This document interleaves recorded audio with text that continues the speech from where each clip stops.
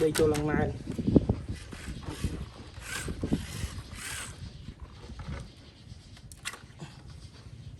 thôi này cái đặt vào đây cho này tờ bột cho mọi người liền sát đó đây cho nó lên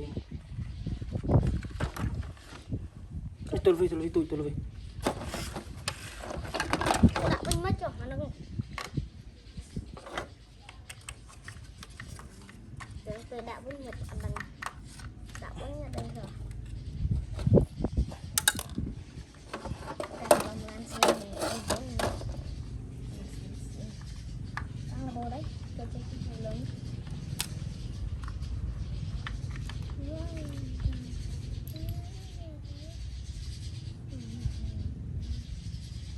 quả đá nào nữa nha quả đá nào nữa nha việc xa đôi việc quả đá này nó lên số đá này cắt trong cái thế rồi thế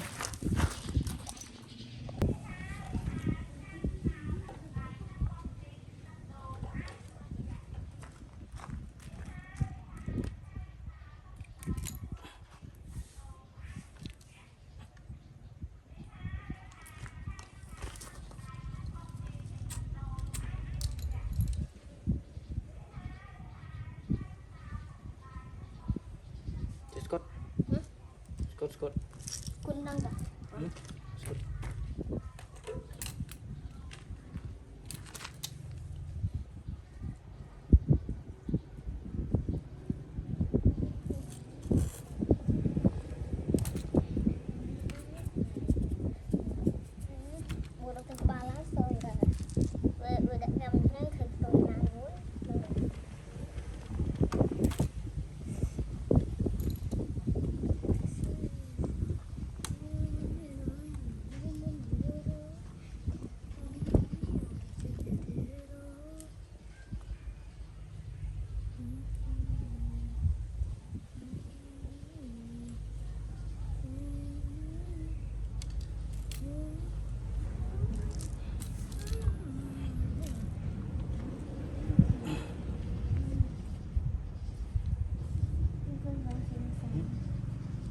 thôi đã thông qua chỗ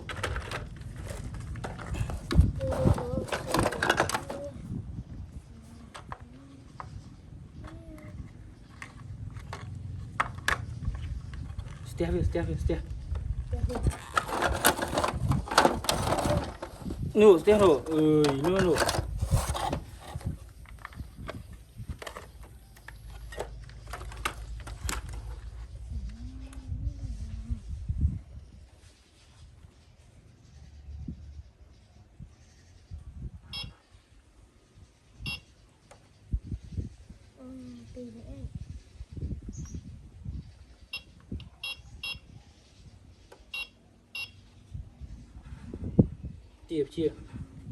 Chia bật lên tập một khói đi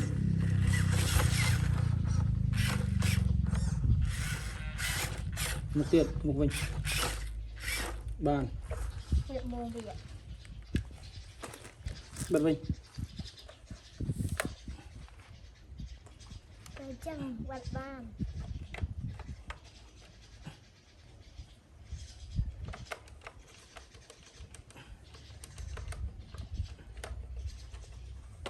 nè lên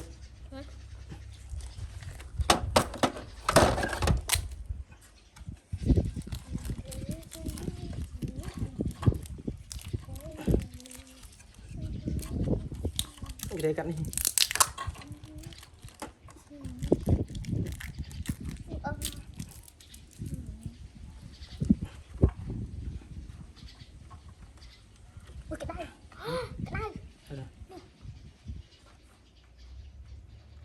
Chỉ thưa mà mình cái nữa. Bao nhiêu rồi? Có đau rồi. Đau rồi.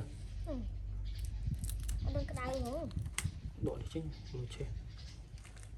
Đau thì đã tiêm.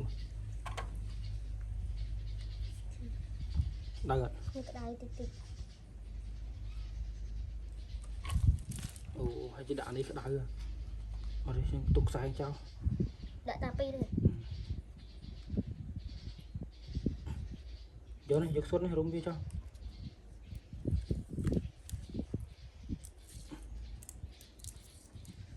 Cái đấy cắt đi chứ.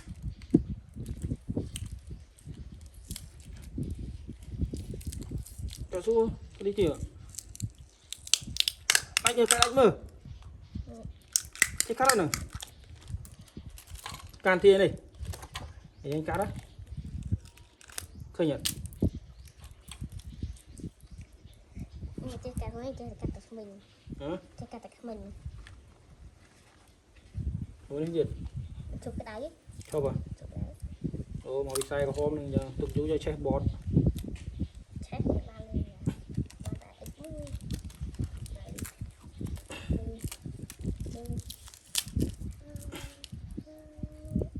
Cắt đi.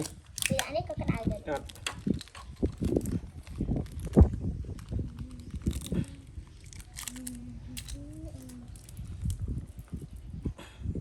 Cái steam này có cái đáy rồi nữa. Cái đáy người ta hơn rồi. Nó này cái đài. Có không sai có không nào ở pe bán pe ba thằng cái đáy.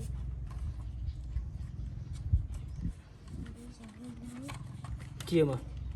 Chia.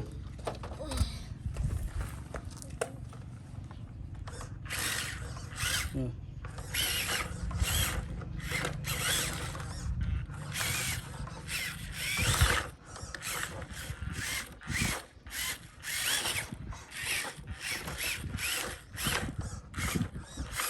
Bạn. Cho chụp chơi. Bật lên với. Được sang anh, sang tôi. Sang thì tôi. Sang thì tôi khơi. Vô mà. Này, này, thì tôi khơi. Ê, váy nhá, mưa.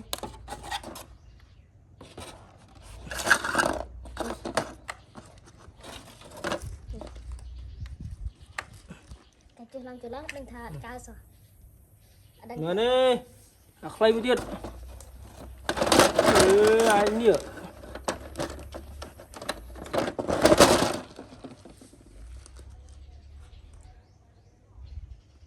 Cái cho lắm đang thà tận lang tận ai cáiคนấy không?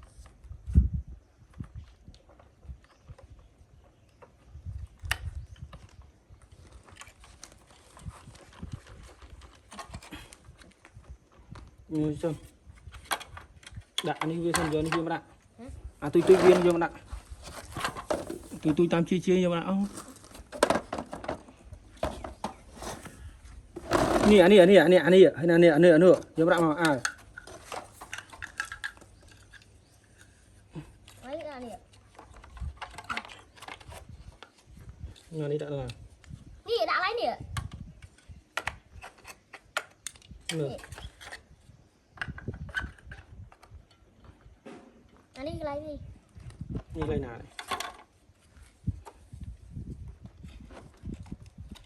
Thì đã có chứ. Tôi sắp luôn. Tôi sắp luôn. Mình thấy lại chẳng. Đánh trời anh trời. Nó ăn chân à? Khi nặng chân gì à? Chơi vinh. Nó người.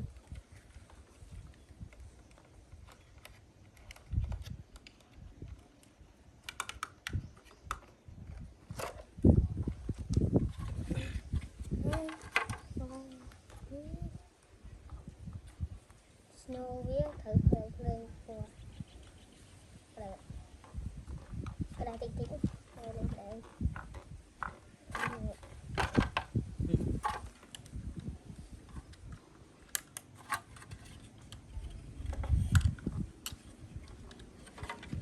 Đón. Cho đã cho. Tí.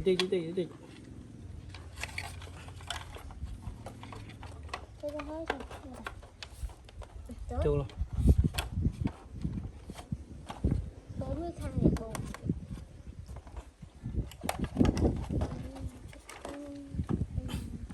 Ngồi chơi đi. Được chơi. Này. Nó đây sao mua tam ao. Chắc thì bay ba này chập anh đi pi mốc nó này. Vây vây à mùi. Pi.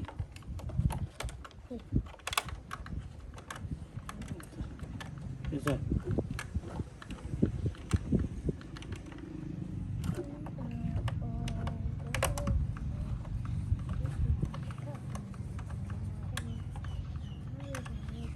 Này, không chưa sao kiếm tiền.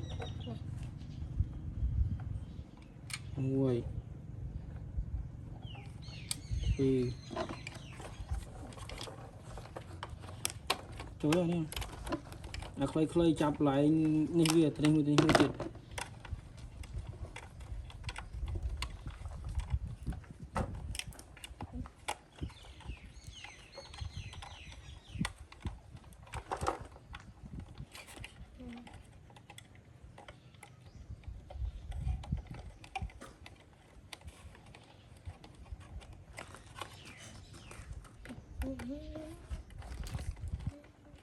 Này lộc tá đã pi bao này.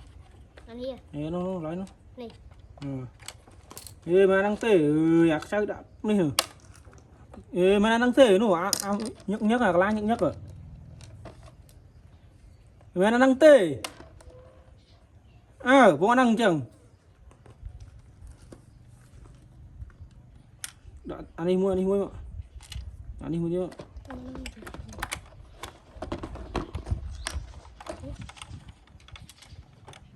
Chỗ hôn ngựa không?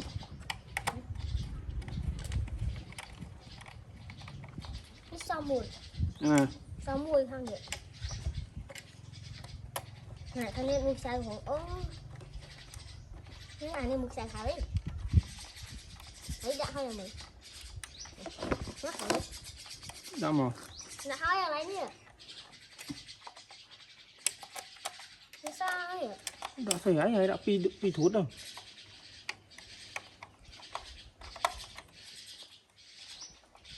Cả kéo hậu bay xì.